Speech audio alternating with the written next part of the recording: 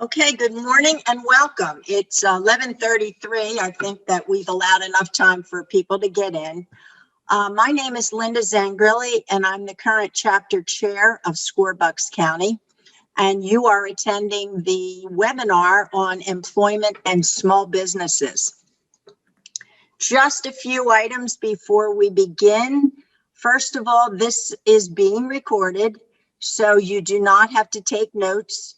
We will send you the recording as well as the slides after the meeting. So that takes a lot of pressure off of you. Hold all your questions until the end. You can put them in the Q&A as we go along, but we'll answer them at the end. So use the Q&A at the bottom, not the chat.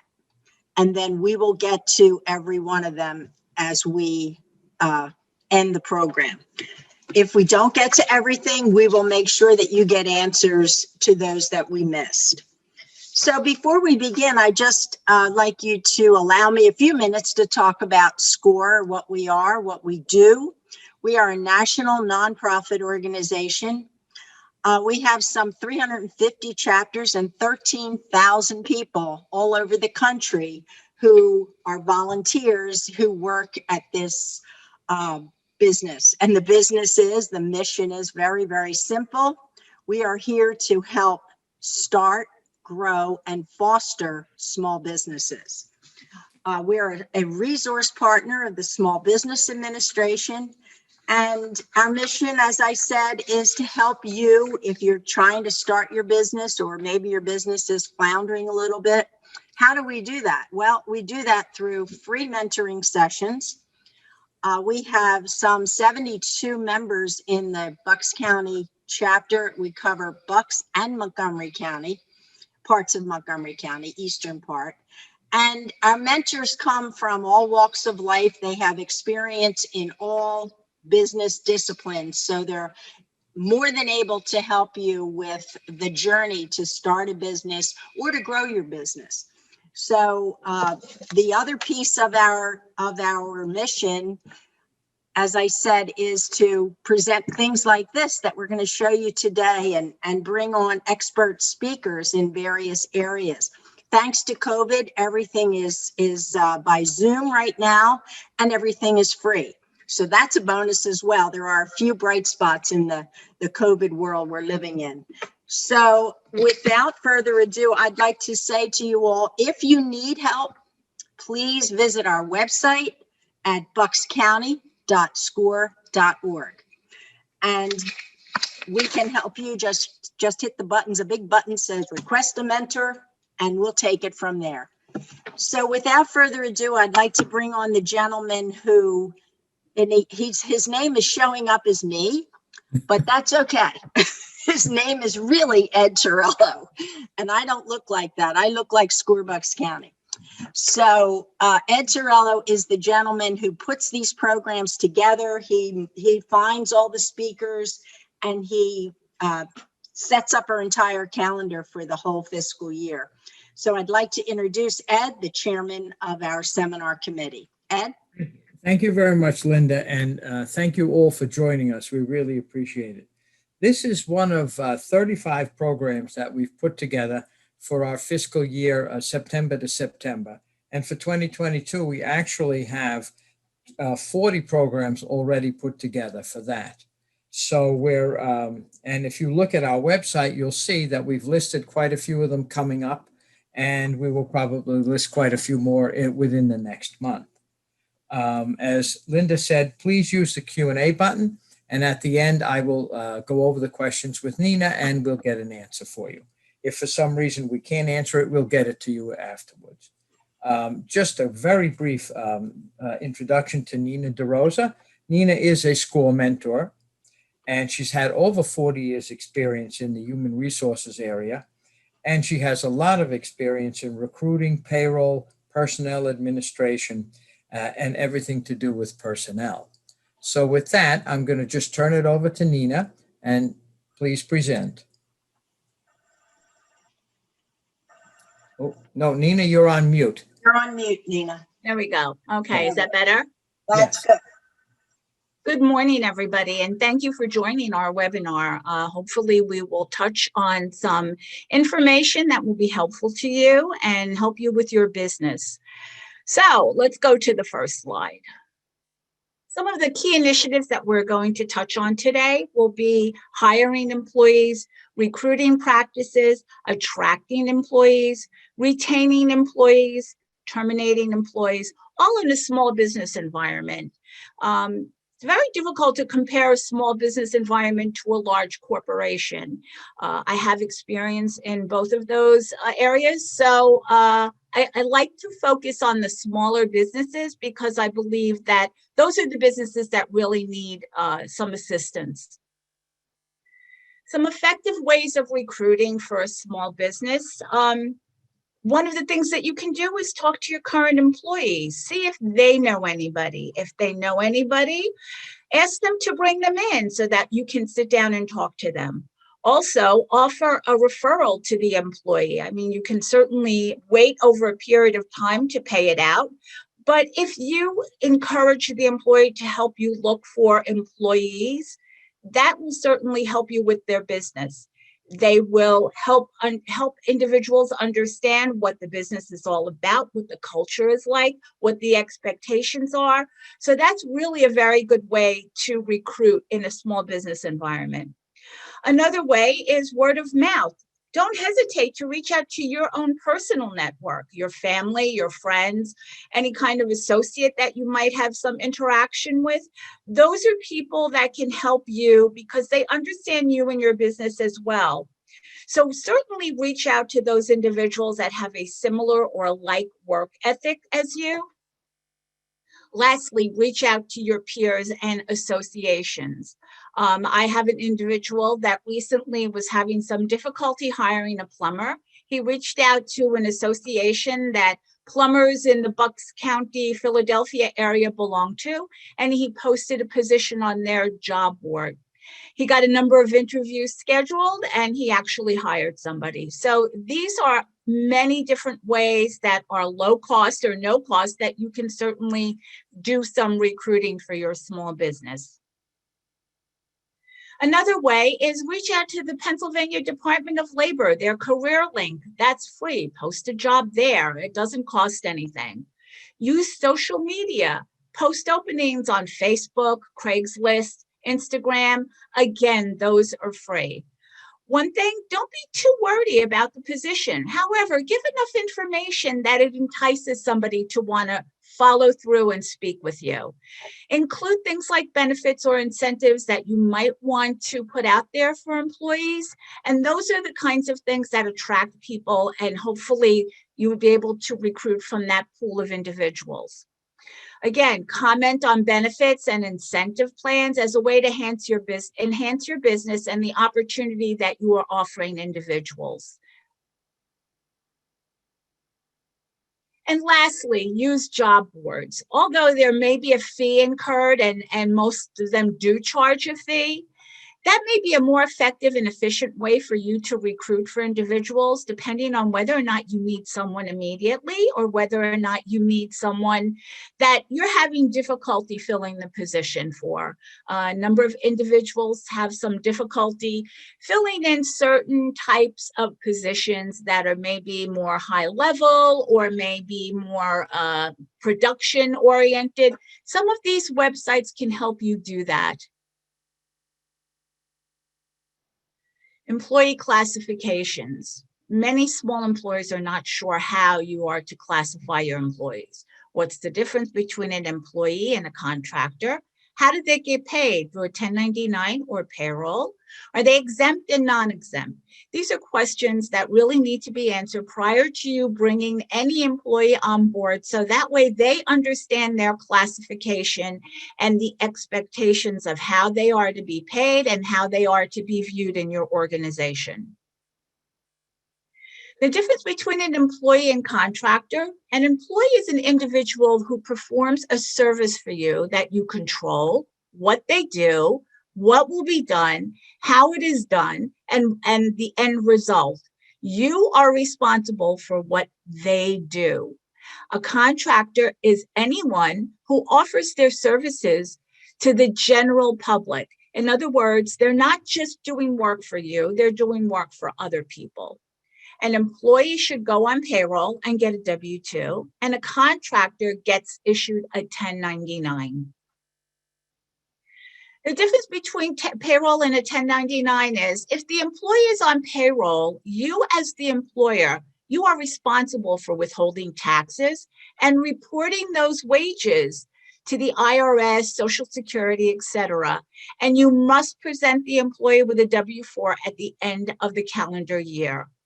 If you hire a contractor, you must issue them a 1099, and you are responsible for reporting the wages and paying, and the contractor is responsible for reporting the wages and paying the taxes. I'm just going to go back to that for a moment. There is a circumstance where if you hire a contractor and that individual is solely working for you and no other entity, you may be obligated to pay the taxes and report the wages. So I suggest that before you hire somebody, you understand whether or not they are working solely for you or for other individuals. If they are working solely for you, I suggest you reach out to a tax accountant, a payroll service, an attorney, just to be sure that you are classifying them the correct way and that they are being paid the correct way. How to classify an employee. Typically, there are two classifications for employees, and one is an exempt classification, and the other one is non-exempt. An exempt classification is an employee who does not receive overtime or qualify for the minimum wage. Exempt employees are typically paid a fixed amount per pay period, and their work is that of an executive or at a professional level, such as a director, a vice president, an engineer, a manager, a supervisor. A non-exempt individual is an employee that is eligible to be paid overtime for work in excess of 40 hours per week as defined by the Fair Labor Standards Act.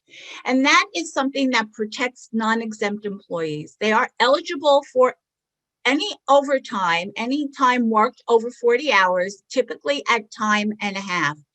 And you have to be very careful with that, because if you do not pay an individual overtime, if they are classified as a non-exempt employee, there are some legal ramifications to not doing that. So again, I'm going to suggest that you reach out to your payroll service, your attorney, your tax accountant, just to be sure that once again, you have classified the individual that you have brought on as in the right classification.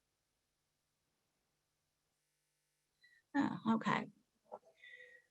So now that you have your employees, what benefits can you offer them? Well, you can offer medical, dental, vision, life insurance, disability, PTO, which is paid time off, wellness programs, and tuition reimbursement. Obviously, these are costs to you as well as the employee. And these are not mandated benefits that you need to pay an employee that you have working for you. What benefits are mandated for you to pay and for you to offer? Social Security, Medicare, federal insurance contribution, which is FICA, and both the employer and the employee make these contributions to these funds. So just be aware that, again, a contractor that's on a 1099 is not eligible for any of these benefits. And only employees that are paid by you would be eligible for you to make sure you make the contributions on their behalf as well as they do that. Other required benefits are unemployment insurance, workers' compensation, and health insurance, but that's only for companies over 50. And 50 or more full-time employees. So keep that in mind. That is a requirement for companies over 50 or more for full-time employees. You are required to offer a Family Medical Leave Act. And just in case you don't know what that is, you are required to allow someone time off up to 12 weeks that their job is protected. That leave can be unpaid or paid depending on what you want to do, but typically FMLA is unpaid. The employee's position is protected. You cannot hire somebody to put in that employee's position when the 12 weeks are up. If the employee does not come back, then you are more than able to fill that position with a qualified candidate. But if that employee comes back, that employee returns to the same position that they had. That's what FMLA does for the employee. Some states do require paid leave, and I suggest that you look at your area regulations. I had an individual yesterday that was talking to me, and I didn't realize that he was from California. And I'm not really well versed in laws for California. My expertise is really New York, New Jersey, Pennsylvania, Connecticut, mid-Atlantic states, really. So I have to do some digging for that individual, but I do suggest that if you are unsure whether or not you are required to pay leave, then you certainly check with the local Department of Labor. Doesn't want to move. Come on, next up. Okay. Benefits that you can offer employees: paid time off, life and disability insurance, 401k retirement plans, tuition reimbursement, wellness programs, child care assistance. There are a lot of companies that offer these types of things. You will receive an incentive if you belong to a gym, or you'll get a decrease in your health insurance, typically if you participate in a wellness program. There's often assistance with adoption or helping with any kind of child care. Tuition reimbursement, a lot of companies offer that, and they pay a portion or a percentage of what the cost is. Depending on, some companies will just give you a percentage. Some companies will base it on what the grade is. Obviously, if you are not successful in your class, you shouldn't expect to get reimbursed for it. But these are things that are a little bit of a cost to you, but they're invaluable to your employees, and they can lead to employment satisfaction and retention. In the end, this is very valuable to you as an employer, because you'll be able to retain the employees that you have, diligently looked to bring onto your organization. And you'll be able to have a really good retention plan for all of these employees. So these are certainly things that, although they do cost you money, you should keep them in mind as things to offer your employees.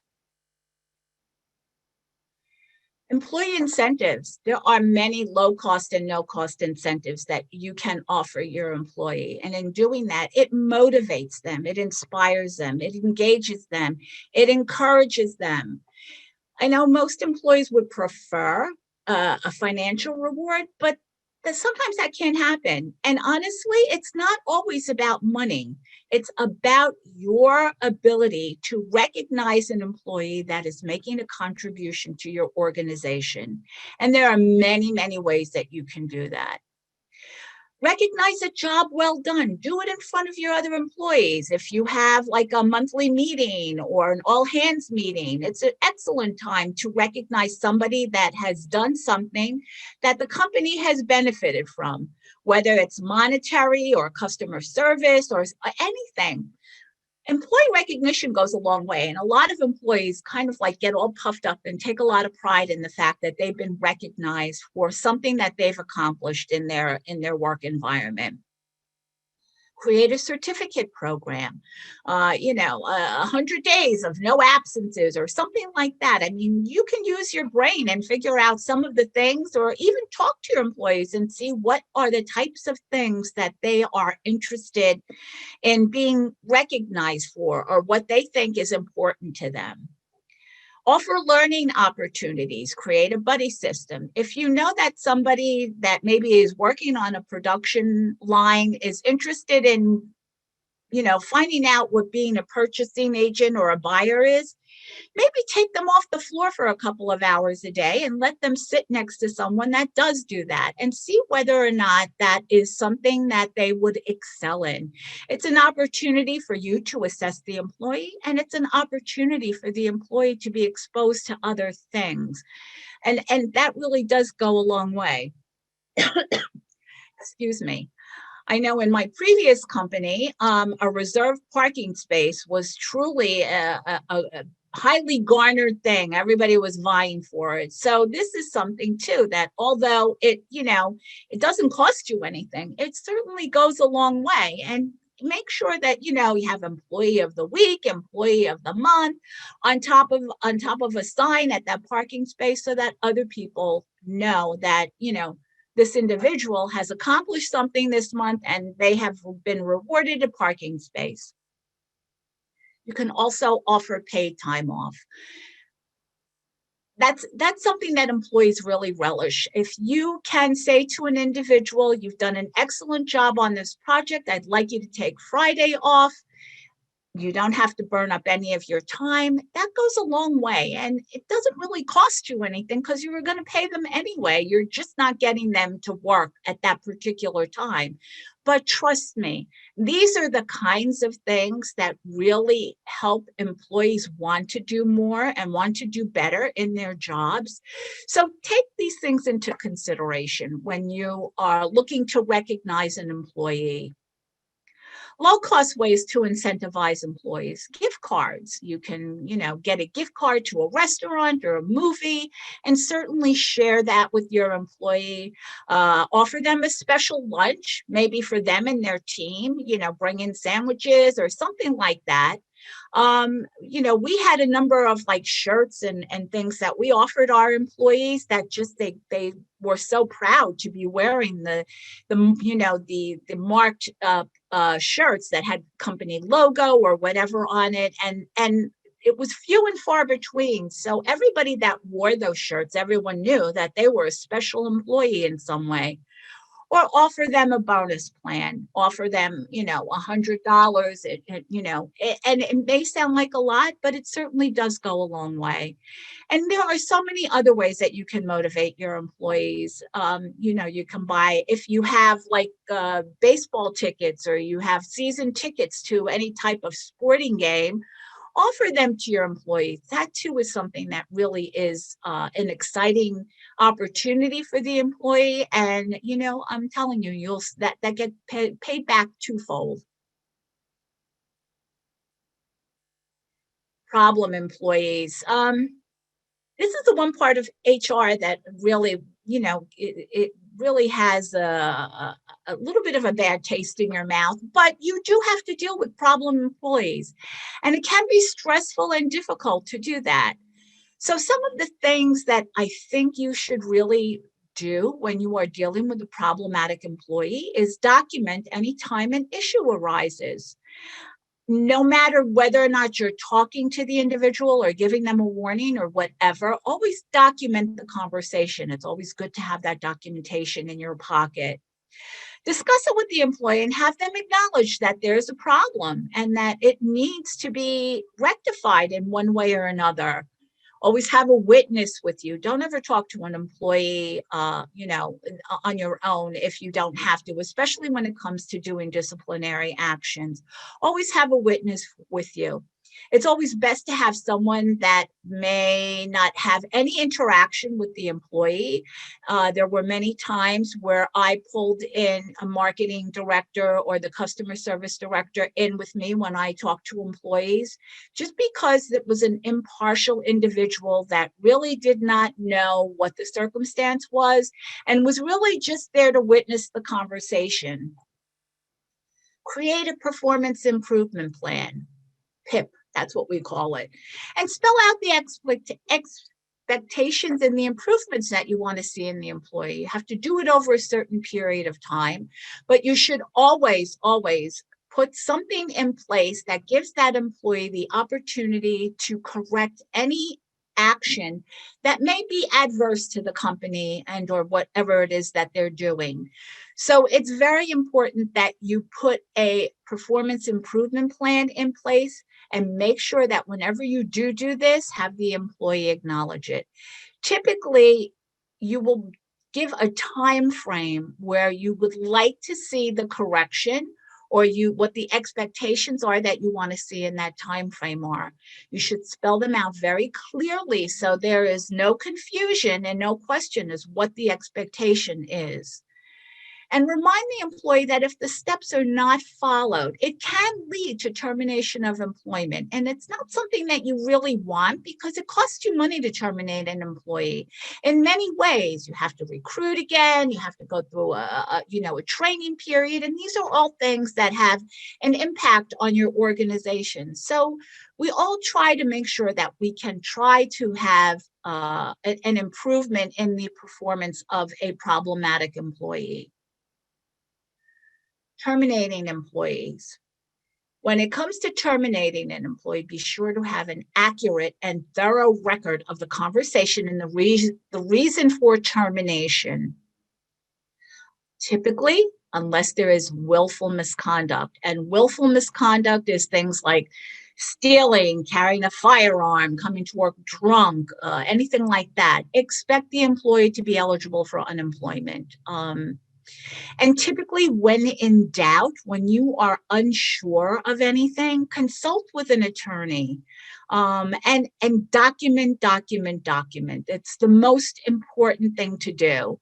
I suggest that when you do this documentation with each step, that you have the employee sign off on it. And again, at the very end, if there are no improvements, the employee needs to know that this can lead to the possible termination of their employment with your organization. So, okay. Some final thoughts. When working with employees, try to seek out an attorney to help you create an employee handbook.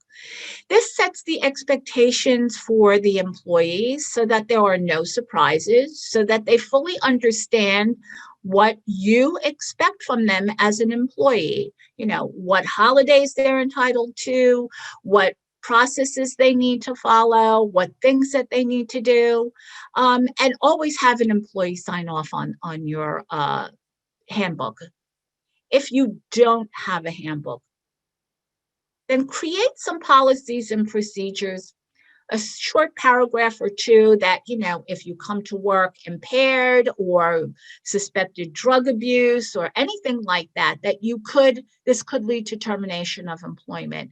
If you just put a few paragraphs together like that, then, have them sign off on it. Then there's no surprise when, something comes up and you find out that the employee came into work inebriated and, you decided that this is not the first time that they've done it and you're going to terminate them.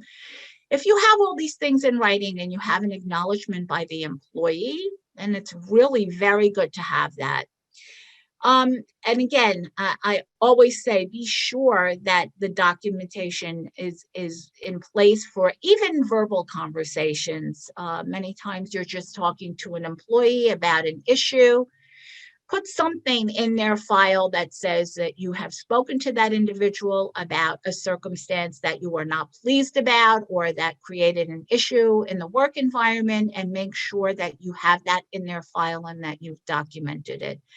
Coming to the end of that, there are a lot of things that you need to have in place when it comes to terminating an employee.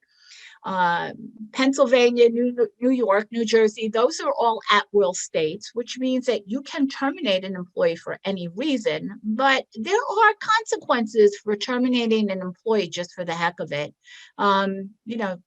I can terminate you because you have brown hair. I can terminate you because you have blue eyes. But believe me, there are consequences to that type of termination. But I can terminate you for coming to work inebriated or under the influence. I can terminate you for stealing company product or stealing time. Those are the more common things that people get terminated for. So I know this is pretty short, but I really thought that we would have a number of questions that we could touch upon and see whether or not, we could engage in some conversation. Ed, I don't know if you have any questions, and hopefully, We do. okay, We good. do, Nina, rather, excuse me. First one I had was just touching on what you said before about the handbook. Is there a place, for example, the state or some sort of business organizations that have a sort of sample handbook that one might be able to get a hold of and then fill Sure. in blanks, so to Sure. speak? I mean, there are a number of organizations that you can reach out to get a sample handbook. SHRM, which is the Society of Human Resource Management, can help you in that regard. You can reach out to them. They can send you some samples. I mean, certainly you can go online and do that. Another thing is reach out to the Department of Labor, see if they have any examples of a handbook. If you have a payroll service like ADP, Paychecks, anything like that, they should be able to help you with putting a handbook together as well. So those are a number of ways that you can look at sample handbooks that can help you put together something if you choose not to reach out to an attorney to do that. Right. Okay. Here's one question. This is actually, it says we are a small landscaping business, but let me tell you, the people who work where I live, it's a big one, and they have exactly the same problem. It has utilized all the suggestions offered, in addition to offering out-of-the-box ideas such as vacations, gift cards, dinners, out with no bites. I'm not sure what that is. Can't seem to find anyone who actually wants to work. What do we do next? That's a big problem in the landscaping business. Well, it's a big problem today for many businesses. I mean, you could drive through any type of town and see on the sidewalk or in front of businesses, now hiring, now hiring, now hiring. It's, sadly, COVID had some benefits and some, things that weren't very beneficial to businesses. One of them was, people received unemployment and an extra compensation for being unemployed and all of these other little, stipends that they received. And it was more beneficial for them to stay on unemployment than it was for them to seek employment. I know that the Department of Labor has now reached out and said, if you are unemployed right now, you have to give proof that you have gone on job interviews, that you have been actively searching for employment, and you have to submit that to them as proof. I hope and I think things may turn around sooner rather than later, where we will be able to do some hiring and get some people to work for us. It's a very difficult thing right now. I mean, unfortunately, they're not alone. There are many companies that are suffering with the lack of qualified candidates to select from. So I'm going to go back to the very beginning and say again, reach out to your employees, your friends, your family. If you belong to any associations, if you have any type of, individual that could possibly help you look for, employees, reach out to those individuals. That's the only thing I can say right now, because unfortunately, you're not alone. Yeah, no, that's true. And the folks who work where I live have a problem, and they bring people in from Mexico under those visa programs, but the government has been very stingy in allowing those visas to be handed out. And so they're always short employees. Right. They didn't used to be. Right. We're seeing that in a lot of, like in the restaurant business, and where some of the labor, where quite honestly, a lot of people don't want to be doing those kinds of things. Yet, we can't get the help that we need. So, and even people that have increased their starting salaries, a company that I used to work for, just when I was working there 3 or 4 years ago, they argued with me about making a starting salary $8 an hour, and now their starting salary is $15 an hour because they're having difficulty finding labor. And so, unfortunately, that's that's going to have to be what we need to do. And that's part of incentivizing people to, bring them on board. So you didn't touch on this, but the companies have to, I guess, protect themselves with like drug tests and things like that. What is your feeling on all of that? I mean, how do you proceed with that? Well, there are a number of smaller organizations that deal with small businesses as far as drug testing goes. Typically,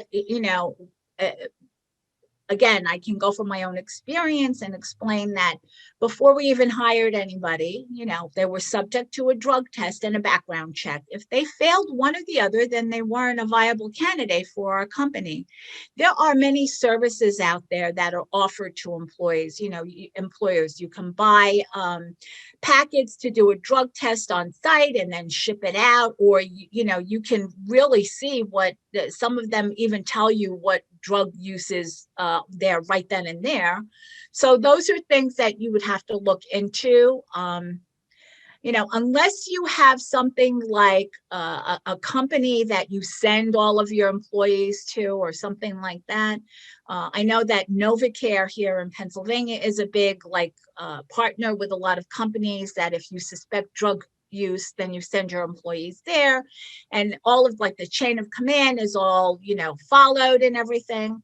So, but there are a number of things that you can look into that you can do right on site and get the results immediately. So I would suggest that you look into that either online or, reach out to NovaCare or something like that and call them, or any type of LabCorp or, any of those, and maybe they can help you with some suggestions, or create a program where you can send your employees to those particular agencies. Does the state have anything or not? No, not that I know of. I mean, I'm sure the state has its own drug testing for those employees, but I don't know, and I can certainly look into that. I'm going to just state mandated drug test. I will look into that, but I don't believe that there is anything like that. Here's another question. Is there a minimum salary requirement for someone to be considered an exempt employee? Yes, there is. Right now, it's 40,000 plus. I don't know the exact number, but it's something like $40,070. I know that number has changed, and different states have different levels, but it is over $40,000 that someone is considered an exempt employee. So keep that in mind. Even if you're like an assistant manager in the store and not making quite that amount, is that because if you're in management level, would you be considered exempt? There is a classification in that the Fair Labor Standard Act has put out there where they are salaried non-exempt, which means that they get a base salary, but if they work over 40 hours, then they will be eligible for overtime based on their base salary divided by 40 hours, and whatever that hourly rate is, then they get the additional time. Oh. A lot of positions like assistant managers, accounting clerks, administrative assistants, those types of positions, some of those types of positions fall under that category. But there are a lot of companies that are fighting that. And I think that, again, it's something that you have to reach out on a local level to find out if that is a restriction for you or not. Okay. I was just curious because a lot of smaller businesses have a manager and an assistant manager. And Right. That's why I asked the question. Right. So here's one that's kind of interesting. It's to do with employee recognition or incentives. Larger companies offer sales incentive travel programs. Do you think that this is a good option for small businesses? A business owner friend offered their employees an organized trip to Ireland. It cost him $5,000. Wow. Once they reached the sales target, and the employee could add to the trip, so that they could bring their family or friends. Is this something worth doing because it appears to be a good motivator? And are there any tax implications for me as a business owner? Ugh, I I knew that was going to think that's happen. Hold best on a to second. talk to your accountant and your attorney, especially your Wait, accountant. go. Excuse me one moment. I'm sorry. Oh, I think the dog wanted to go on the trip. I apologize for that. I was kind of hoping he would behave, and he heard a noise and that did him in. He heard about the trip. He wanted to go. Maybe. The tax implications I'm not sure about. I do believe that that is considered income for the individual.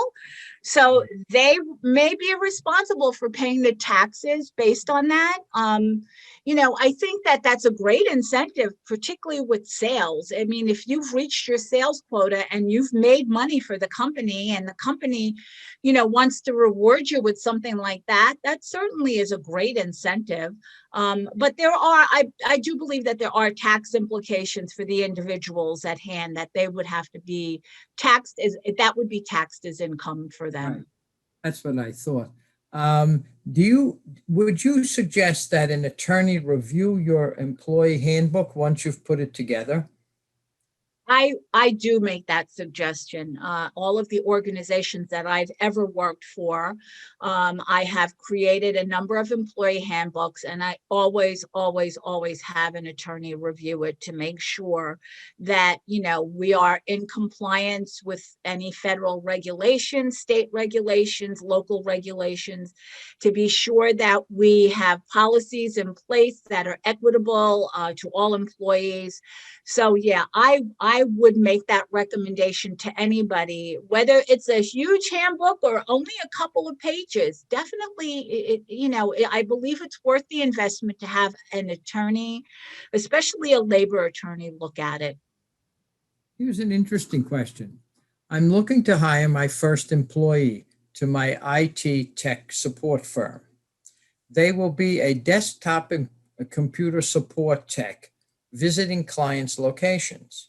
Any tips or questions to ask potentials, hirees, to eliminate bad candidates?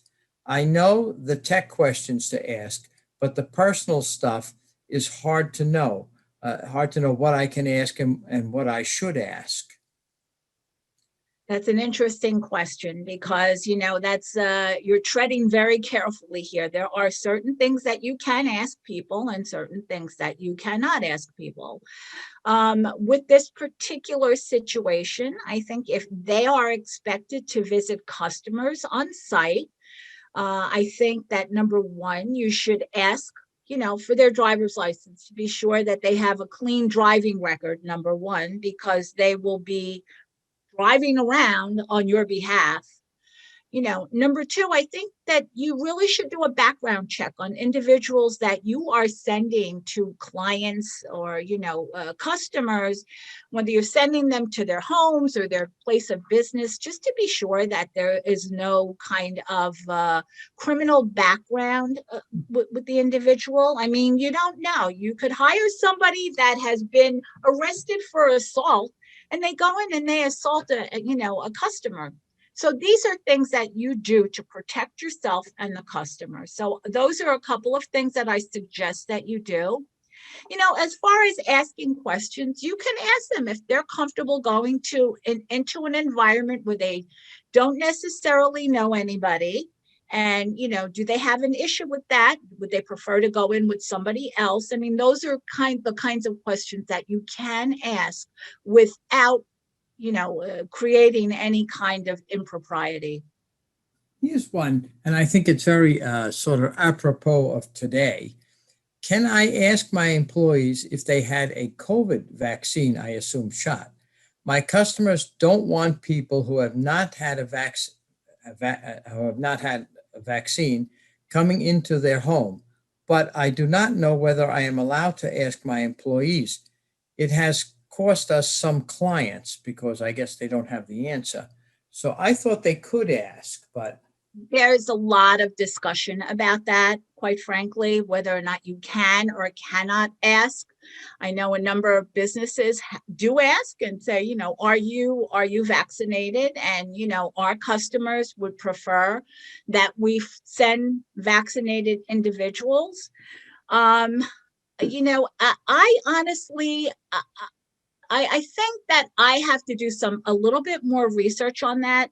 Christina Rieger and I had discussed that, and she's looking into it as well. Christina Rieger, for those of you that do not know, she is a legal employment attorney, and it was a question that was brought up previously, and her and I are like looking into how and whether or not you can ask that question. I fear that we are soon to see mask mandates again.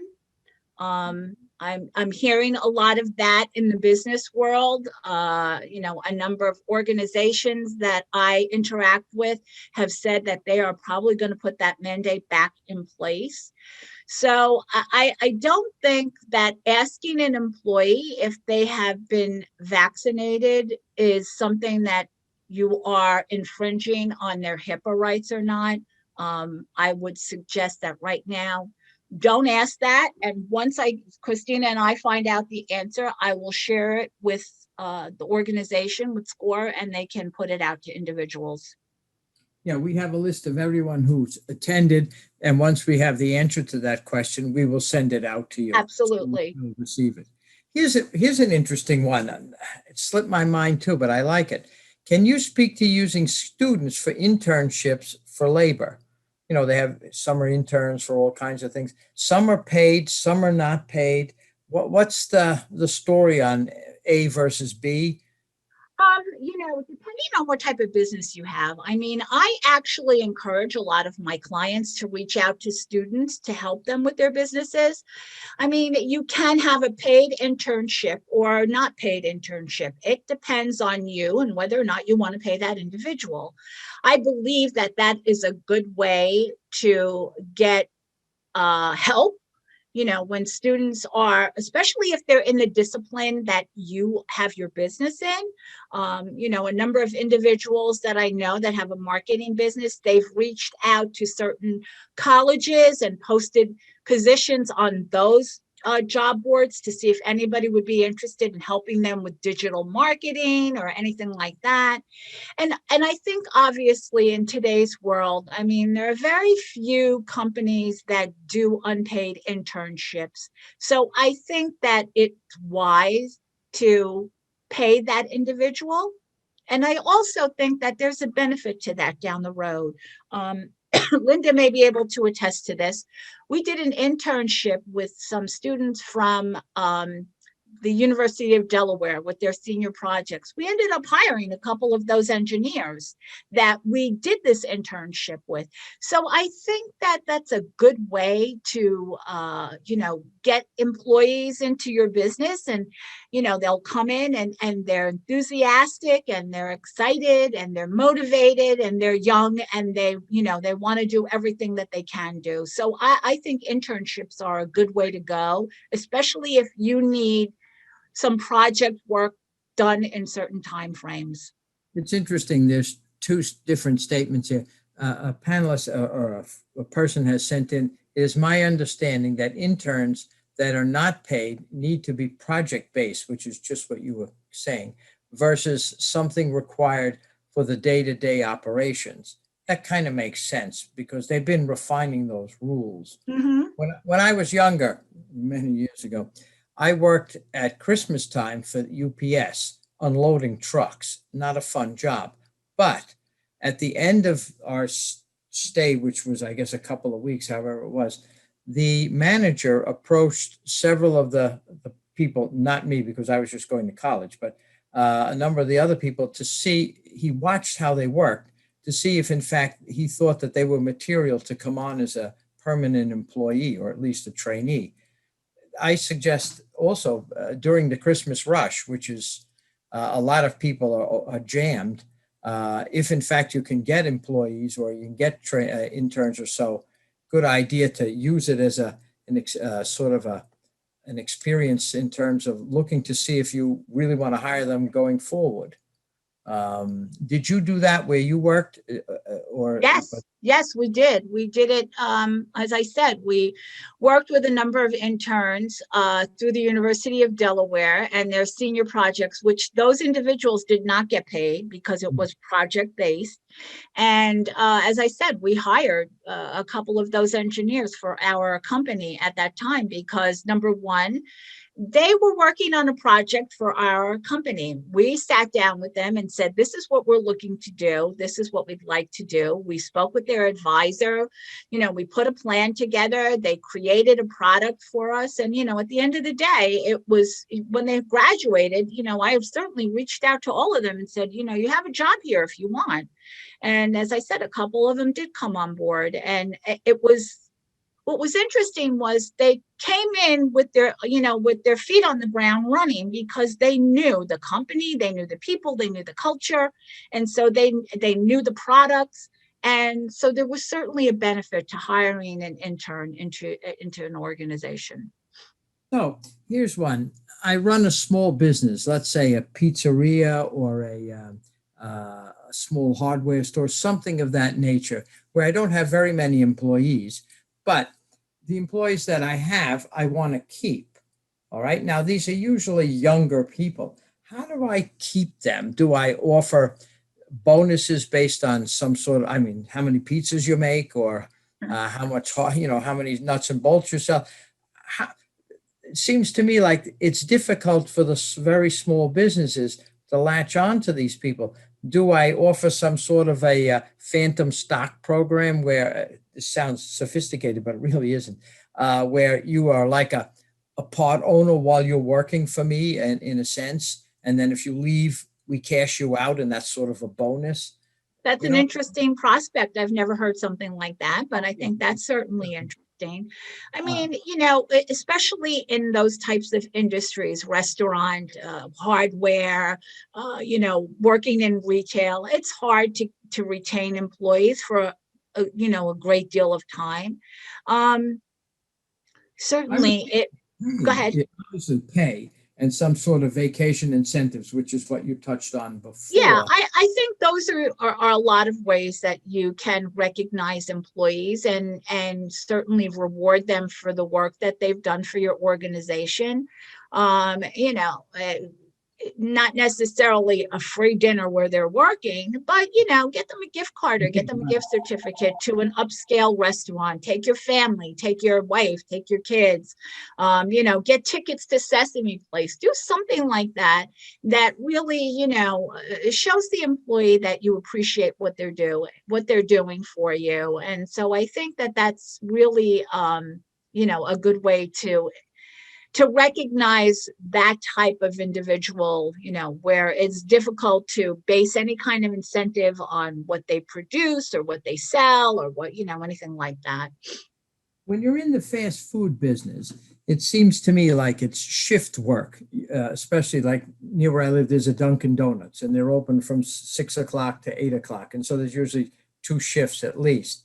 So a number of thoughts have been to either go to high school where seniors are interested in working after school or colleges where you could work in with the college scheduling, whatever their classes were.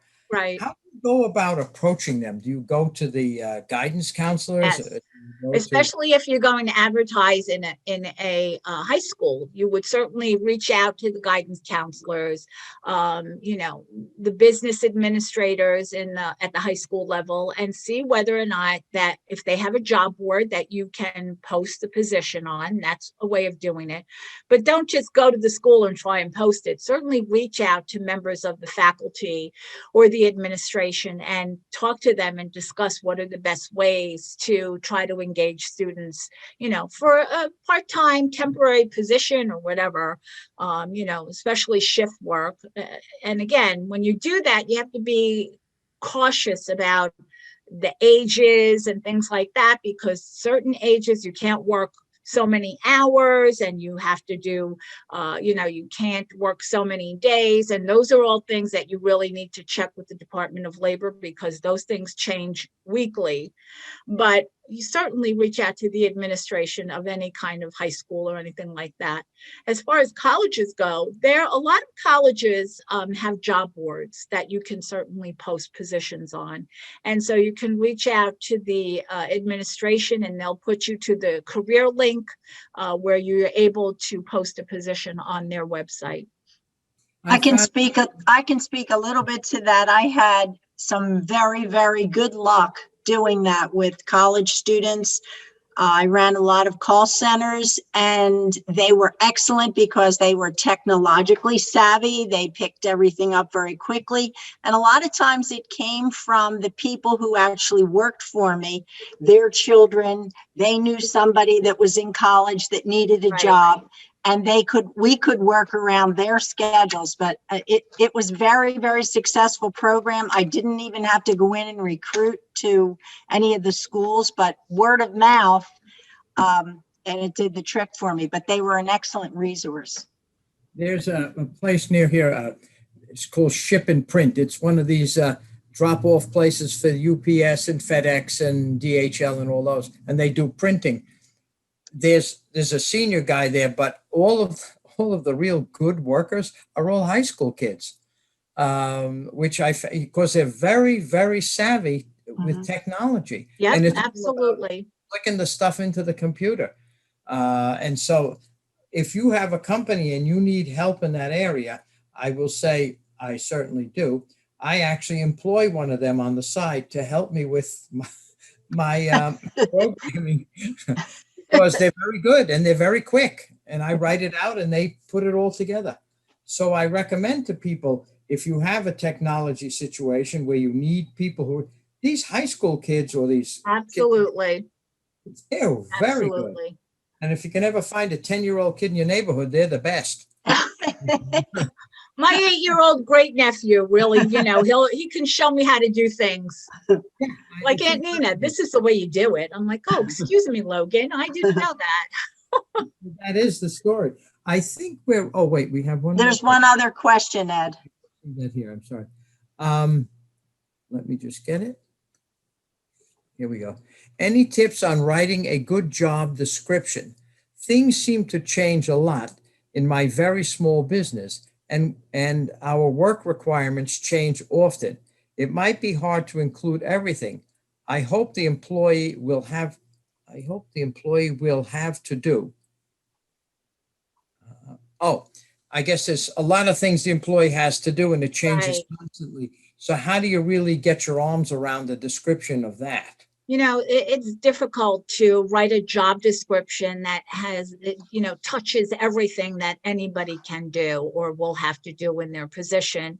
And one of the catch-all phrases that, HR people use is, you're expected to do this, but not limited to just this. There are other things that you will be required to do that may not be in this job description, but the expectation is you're pretty much going to be doing things that your supervisor, the owner, the manager, the director is going to ask you to do. I would say that when you write a job description, touch on maybe the 6 or 7 really critical points of the position. And then, including but not limited to these things. And then at the very end, I would definitely put that little sentence and anything else that that the management of the organization has requested that you do on their behalf. Great. Well, I think we've answered all of our questions, and the one that you're looking into, when we get that answer, we will send it out. So I want to thank you very, very much, Nina, for an excellent presentation. I hope everyone's learned a lot. If you have questions, you can send them in to, I believe there was, to Nina DeRosa at buckscounty.score.org. Did I get that right? Yeah. I don't know. I think it's Nina Dr. Rosa at scorevolunteer.org. Yeah. Okay, I missed all I'm of it. happy to answer any questions that anyone may have, and I hope that the presentation enlightened you to some degree about employees and small businesses. And I appreciate everyone joining. Thank you. And Thank you, Nina. you will get a copy of this shortly, along with the slides. You'll get the presentation. And I will turn it over to our president for a minute. And if there's any questions, again, that you want to address to Nina, when we send out the slides and the recording, you will get the information on where to send your additional questions. I'd like to thank Nina. I personally know Nina. I've worked with her for many years, and she had one of the toughest jobs in the company, taking care of HR, both in a manufacturing environment with union employees as well as non-union employees. It's a tough job. There's a lot of moving parts to it. But I guess the message is back to the question about how do you keep people, especially young people, treat them well, fairly, give them incentives for working. That's it. I used to hand out get out of jail free cards, which meant they could have a couple of hours off without using any of their time or taking anything away from their vacation. So little things like that, but it is tough with young people who are not destined to that profession. If they're in a restaurant and they're going to college for engineering, they're certainly not going to stay in the restaurant environment. But if you treat them well, I think you'll at least retain them for the time that you need them until they're off on their careers. Again, thank you, Nina, for all of your expertise. Thanks, Ed, for putting this together. And we will see all of you. Thanks for your participation today. And we'll see all of you next time.